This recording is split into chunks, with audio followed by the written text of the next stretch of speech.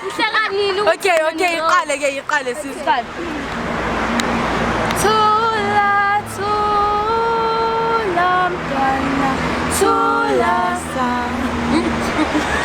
Yabona ulindo kuze. Melungele. Cha, sister ngela ucule kahle yena ne.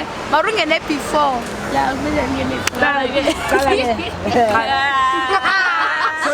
Thula mntwana, thula sana. Thuluma muzobuya ekuseni. Thula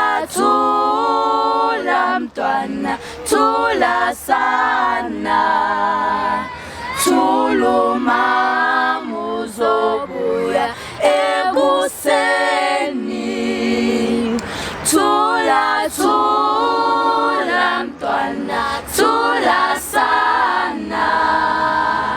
Thuluma muzobuya ekuseni. Thula mntwana, thula. Thuluma muzobuya ekuseni.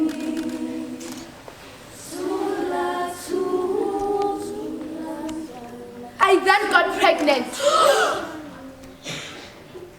He asked me to abort. Dead pose. My name is Gcebile Dlamini.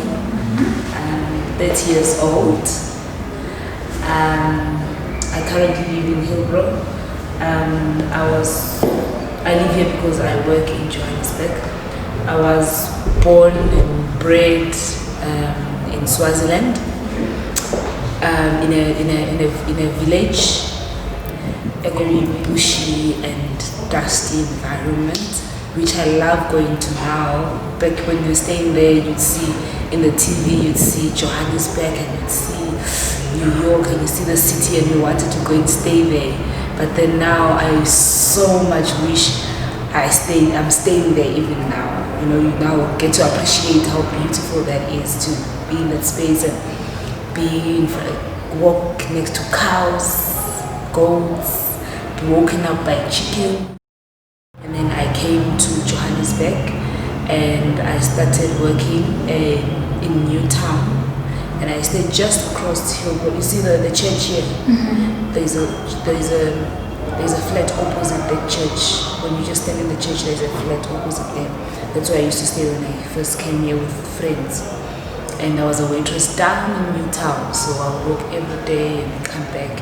I've always been a person that imagines. From when I was young, I imagined a lot.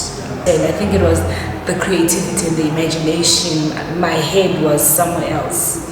You know, it wasn't in the normal path of life. And when you look at people that live in rural areas, they live in a pattern of life. It's patterns.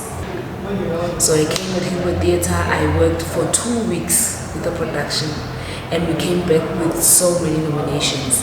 Like I did not know those kids. It was my first experience. Like when I was directing when I was at school, I hated directing. Honestly, I hated following people. I hated making people understand what's in my head and make you get what I'm saying. And it followed me. You know, it's one of those things where in our African cultures, we are very spiritual people. There's callings. There's so many callings. Even being a pastor is a calling, you know.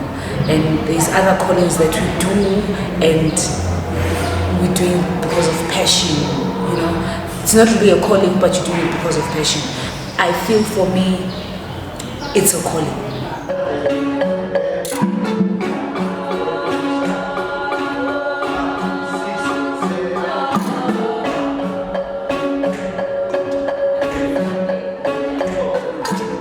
Majority of the stories that were told in Thwala, kids that were performing it actually own the stories, and then minority of the things, yes, they were taken outside. Yeah, so Umqoqisi is a traditional form of telling stories. So I went into a process of firstly making them look at their lives, just waking up in the morning and what happens after that. And I looked at the fact that I work with females, and then that's when I got deep. I was like, so as females, what do we go through? And this year there was a lot of killing of females, abductions, and the parents would call me, at 4:30. The kids have to go. It was a year of high stress and tension. Parents were very, very afraid. And I work with girls. Relevant voice that needs to be heard with regards to the abuse of women and children, the vulnerability that we seem to have had to bear with from beginning to today, beginning of man to today, and it's still continuing. But it's how it is told by the young people themselves. I'm shaking inside, and I haven't still recovered from those tiny voices telling their story, telling their truth. It resonates truly and from deep inside. My name is Sebenzile Kasana. My mother is Zulu, and my father is African too. I'm very fascinated by the kind of work that Gcebile does with the Hillbrow Theatre. I saw Thwala. I was really blown away because the learners are so incredible. And for me, I liked Thwala because it did nothing that the learners did felt outside of them. As much as there is scripts and there's rewriting, for me, Thwala felt truthful. It felt like on the streets, that's what children would do. Let's go, boy! So one day I said to my friends, let's go and play at the park next door. Why Epagin? Epagin is dangerous. Boys, I'm a drug dealers. Fuzi ba chonchana ngamafu.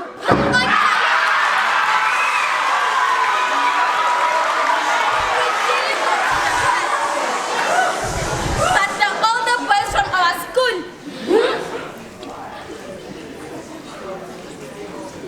they were drinking, smoking.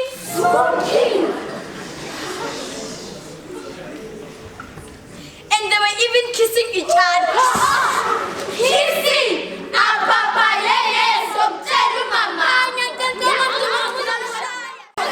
But also because it addresses something that we don't look into, Christianity, this idea of religion and how pastors and people who are entrusted with so much power and how they abuse them and how they thrive on people's insecurities. You are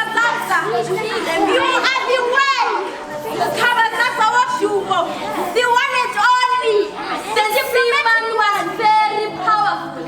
Wathi umkhabazabza kubafundi bami. Ubani oyongena umbuso wezulu.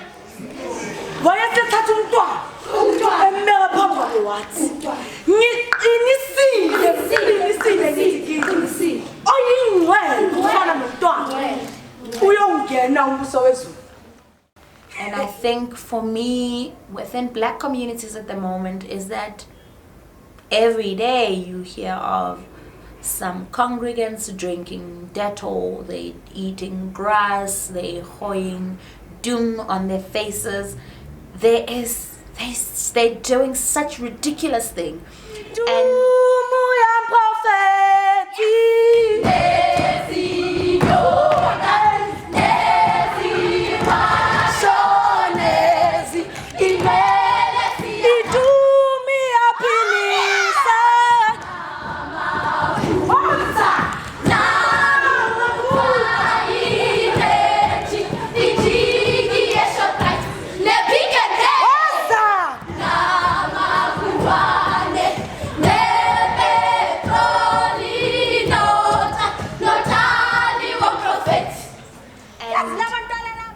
And that's because there's somebody, a figure of power on a more patriarchal level, saying, if you want a breakthrough, do this. You know, somebody saying I see something in you.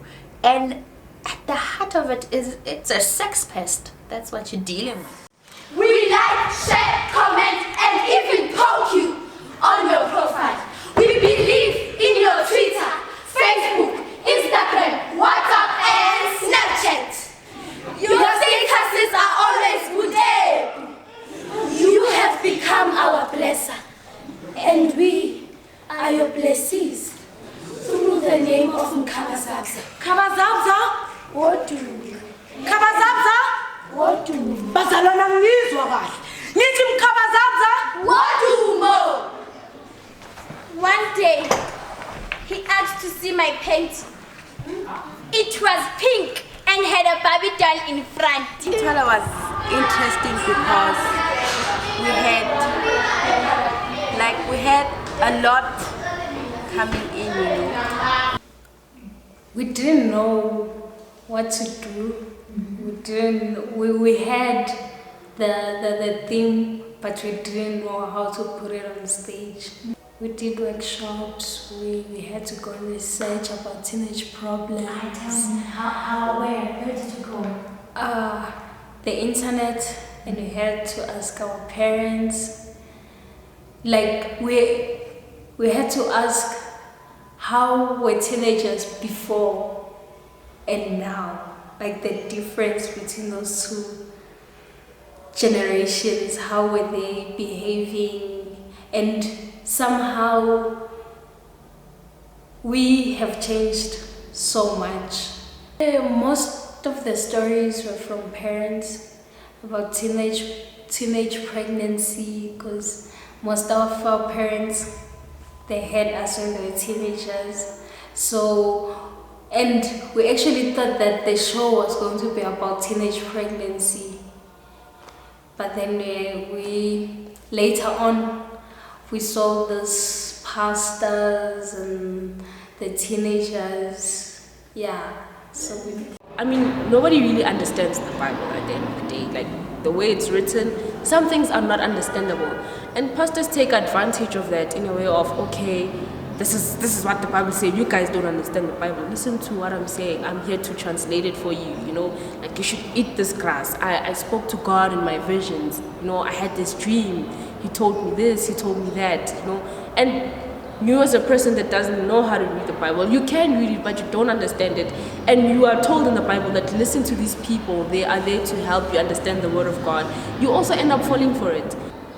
I know someone that I don't really know her, but she was like doing my hair, and I was listening to her talk because she's part of the church, you know. And then like I can't go without her getting water, you know. I can't go without the blessings from the pastor, you know. I can't go without doing this and that. Like, I'd rather go and do what I have to do at the church rather than be here with my customers can wait for me, you know. Like, it's become their life. It's become, if you don't do a certain activity that is done there, they really feel bad about themselves. Like, okay, I didn't go on this march, I didn't go for this protest, I didn't go for this. It's like they collect some guilt. It's like now they're collecting some sins. Okay, I'm up with it. Because exactly, I'm up with it. That was my favorite. So now let me say church. Let me not say religion. Church. Okay, I'll speak like from my side. With me, my church expects a whole lot of me that sometimes I cannot do. Like what? So, like right now, I wouldn't be showing my shoulders. I can't be wearing what I'm wearing right now. It's not appropriate enough. Me being an artist, it doesn't come with me going to church, no. I'd have to quit and just go on a straight path. I don't know what a straight path is, but I'd have to go on a straight path. And then, I don't know, a whole lot is expected of me. I wouldn't be here if I was very into my church. So now a pastor being the one doing that, it didn't really, it was like changing stories, like one thing, but different stories around it. You know, because even growing up, like you would hear stories that, okay, the kings slept with the little girls, virgins, hoping it would cure them, you know. They actually still do that now, whereby they sell little girls to people hoping that it will cure them. You know, it's always been there, but then it has different stories, it has different histories on its own. So, but the one that was not exposed much was the church one. And what happens is that this girl, the first child that they had passed on, she had food poisoning. And then the second daughter, the one that was going to church with the mother, she was raped by 4 of the pastors.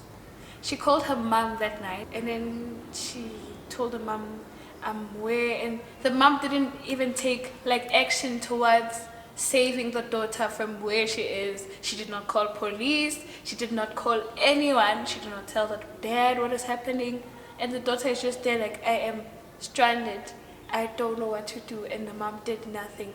When the girl got home, I took her to the hospital. The mother called the pastor and that this is what is happening, the other pastor.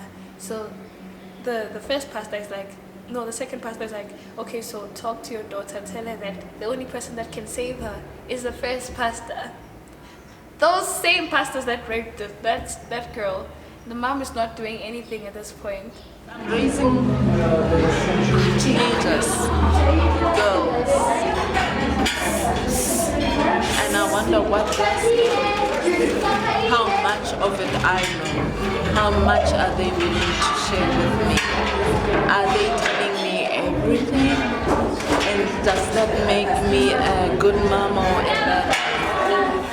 It's all those things going through my head right now. And I still have to reflect and debrief and sleep on it. Really sleep on it. Because of my girls, and because of me, and you, and women like us. They use like your hip-hop songs, they use something and they subverted it. And I think for me that's chilling, that a song, a simple song can hold so much message and it can be so scary. But I also thought that it was about challenging power and looking at how people with power always abuse the power they've been entrusted with. And religion for me has always been a space of comfort, a place where you can find solace. But all of a sudden, is that it's not that the religion is the monster, that the religion preys on people, and at the top of it all is that if you send people to church, for example, you want them to be healed, you want them to be transformed, you want them to feel like I'm at home. But actually all of a sudden it's not that. It's that a lot has happened, and what Thwala does is that it problematizes, it makes you question, and it doesn't make it in a very preachy way. It's educational at the most basic level, is that it can even go to the churches, and maybe that's what we need. We don't need somebody to tell them how they're being terrible people and how they are, what they're doing is immoral. So already there is that uncomfortability in the space, and for us not to speak about that, it was almost like covering a space that is happening, because sometimes the debriefing is in talking about it and doing it, because we normally hide things from kids and say they are still young, but they are going through those processes. I'm sorry, parents in the audience, it was not my intention to make kids not love religion, but it was looking at important figures in society. So the church became the first thing that came into the space to explore on, which is church. They go there almost every day, some of them, because you have to go Sunday school, you have to do this, you have to do that and that and that. So I'm hearing it, it's coming, but it was not the intention of it to happen. But it was just to look at figures, male figures in our society. What is it that as females, what do male figures do to us, especially if they're an important figure? My sense is that watching someone like Gcebile, having seen her work, that I find her work quite poetic. I think it breaks convention. It is sensorial. It is aesthetically. It's about what it is she's doing. So if it's about intergenerational work, the aesthetic has developed out of that. So there's something about a deep attention to who is involved and why they're there in the first place.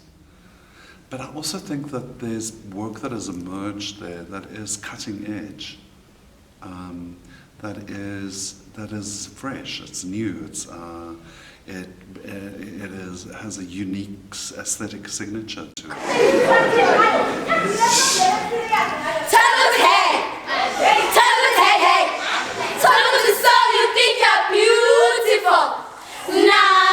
Personality, my baby. Behavior. Yeah. Yeah.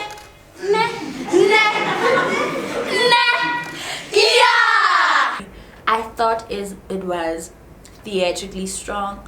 I thought the narrative was very strong, but also I felt that as a community arts project, it's showing you how that space is changing. And for me, I think community-based projects are where real change is happening. I feel that what Thwala is doing is that professional theatre makers need to be very nervous. We are not going to. We are going to upgrade.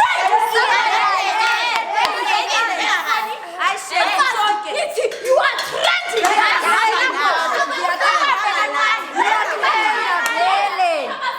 We are not going to leave you, Kabazasa. We are going to upgrade with you, Kabazasa. You are changing. Kabazasa, you are changing. Come on, Kabazasa. I was surprised at first. I never thought they would get the marimba pieces right, and we were still fighting with the cues there and there. But eventually this week they did their best. It was wonderful. These kids are amazing. Yeah, first of all, they're very talented. They love what they're doing. They respect it so much. And even their parents, everybody knows. And even the love and the support that they're getting from the Hillbrow. It's more like a community theater. It's more like where I'm coming from. It's open to everybody. Everybody can come in and do what they love. And yeah, they receive some beautiful skills for free. So it's a beautiful space. Plus it's situated where? In the Hillbrow. Hillbrow is very rough. It's very rough, especially for young kids like them. And the Hillbrow Theater, it's a new home. It's a home for them. Yeah. If I may say, this is like ibaxoxile, it's ibaxoxile ababeka ndawonye abafundisa abanikeza uthando. Yeah, ikhaya. It's a home. Yeah, it's not a house. It's not just a building for them. It's a home. Yeah. Yeah, hopefully I'm making a sense. My sense is that Hillbrow Theatre is shaped around a belief that that theatre can build community, and for me, what I see in Hillbrow Theatre at its very heart is that it is about building a community that has taken shape recently in the history of South Africa, and a community that is quite vulnerable. And so the theatre, to go back to your question, so the theatre that I have a sense is there's a multiplicity. So there's definitely a sense of community participatory theatre, but the participatory is not about necessarily interactive theatre. It's about that the community can come and participate in. I also see a really strong drive for youth theatre, so a theatre for youth, so that sense of building young people through the act of making theatre.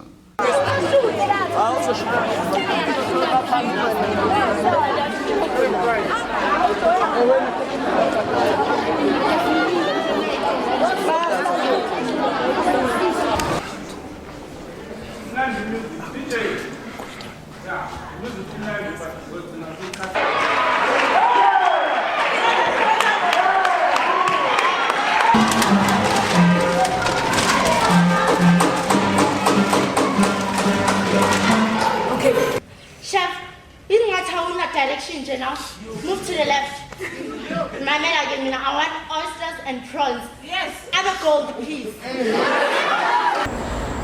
For me, the Inner City Schools project, actually, I think it's one of the best projects for young people in South Africa, and especially Hillbrow.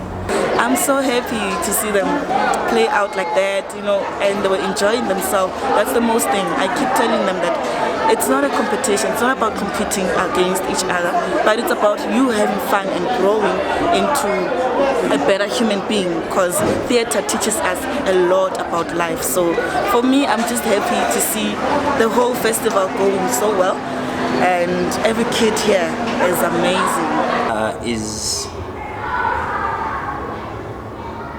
To define it, it's not very simple, but to elaborate on the way that, or the ways in which the space is beneficial to the community, I can say that for most young people that are interested in arts, any art form or any art discipline, and that are enthusiastic and passionate about art, whether it's acting, dancing or singing and so forth, the Hillbrow Theatre is the heart of the community work that happens in the community.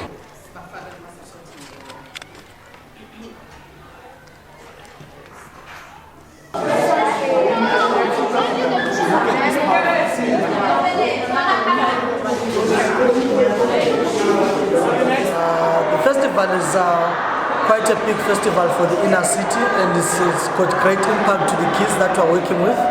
We not only teach in drama, but we spend much of our time with the kids in different activities that are theatrical. And in most of the times we try to let the kids express themselves through the platform of acting, to express themselves in conversations that we engage in.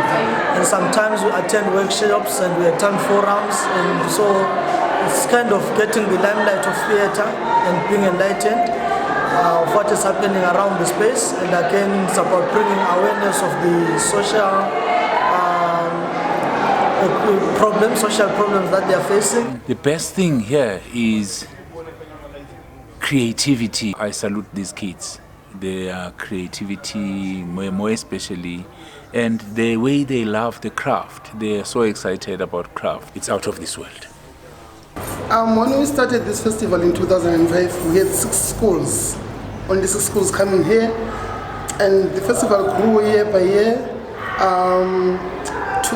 This year we're having 39 schools taking part, and there's been a variety of things that are expected to the kids and to the whole society. Mostly the parents are very happy that their kids are kept out of the streets. They are doing a good thing for a purpose, and also the principals are so happy that this initiative is going on and on. Also, we are very happy to be experiencing this kind of exposure with the kids. I'm a grade 10. This year was my first time joining a drama. I wanted to experience and see how it is. It was a very nice experience. They also gave me so many comments telling me that what I did was a great job and I should keep on doing it.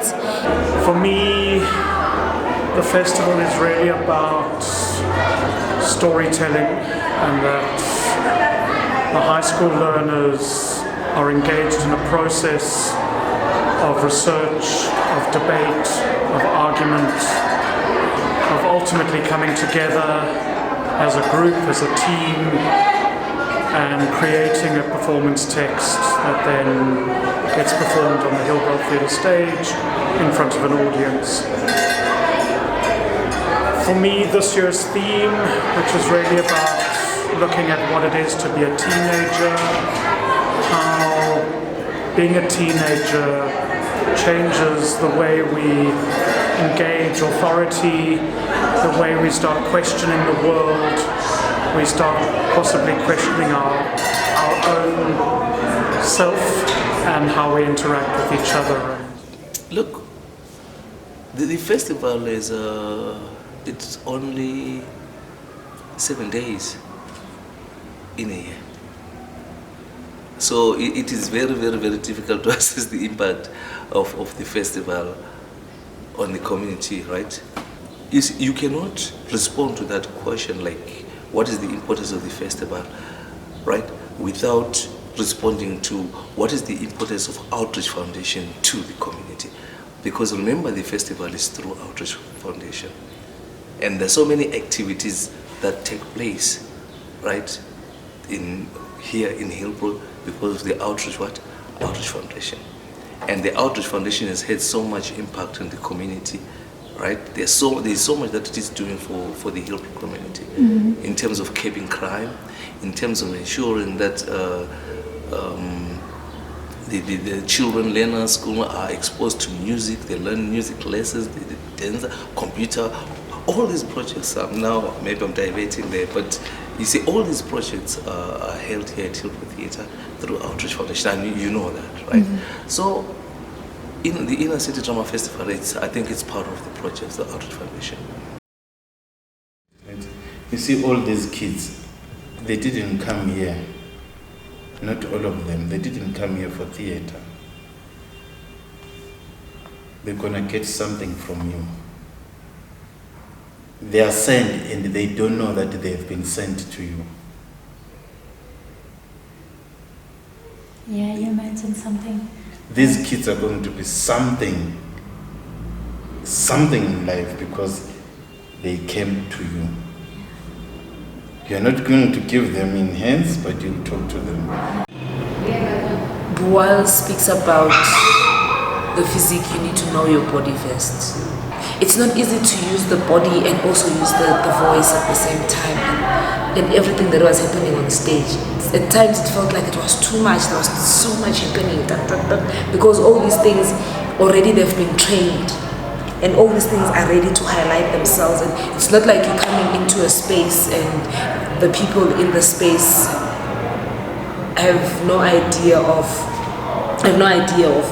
acting, or you're just going into a community and you're trying to do an intervention, or it's kids that are aware of what is happening and when it's happening.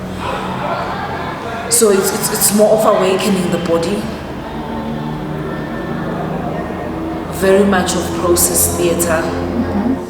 Then us dancing and singing, and I didn't know that I can sing, even though sometimes I remember. Like, you see? Okay, my favorite part of the show was when we're doing the Maniti Boom.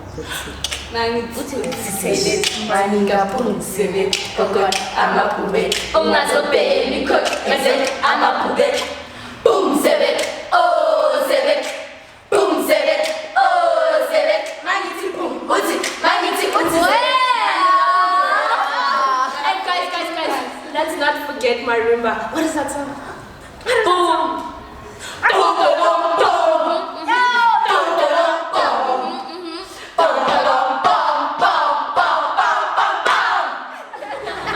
It's how that flower opened is how I opened myself to everything that was there. I just said, everyone that's here, everyone let's work. I don't know what we are doing or how we are doing it, let's just work. And that was it. It opened bit by bit, and with the structure they had, we started taking things from them, putting in the beginning, the end, you know, started reshuffling and putting things, and then we had Thwala. Yeah.